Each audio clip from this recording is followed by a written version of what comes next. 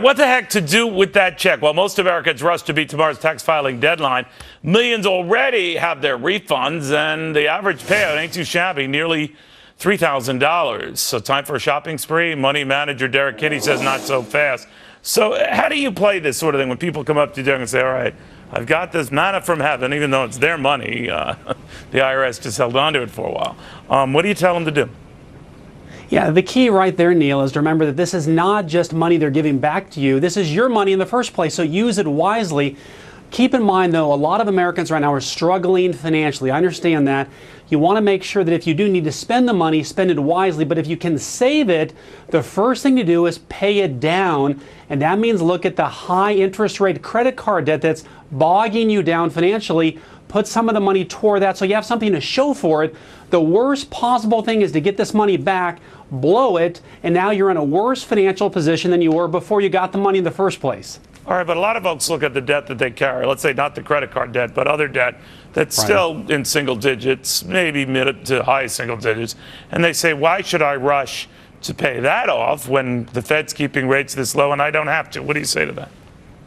Well, let's say, for example, consumer debt, if it's a home mortgage, a car note, rates are very, very low, then you can make the case, why pay it off? I may be better off to invest the money and actually use my money to make some money. Then we want to look at paying it, first of all, paying it up.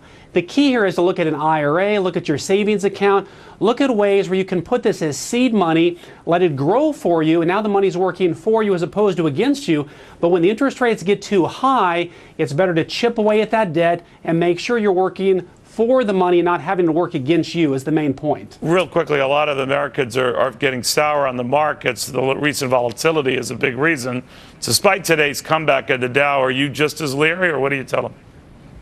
You know, I'm very cautiously optimistic right now, Neil, and right now could be a good buying opportunity for people, but always remember that it's the consumer who typically gets burned the most in the market because they're buying when things are already red hot. Now, today's news was a good momentum builder, but look at it from an overall financial planning standpoint.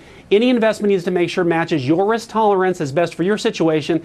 Typically, by the time a hot stock tip gets to you, it has cooled off dramatically. Make sure it's best for your situation right now. All right. Thank you, my friend. Good having you on, Derrick Kinney. Pretty darn good financial advisor at that.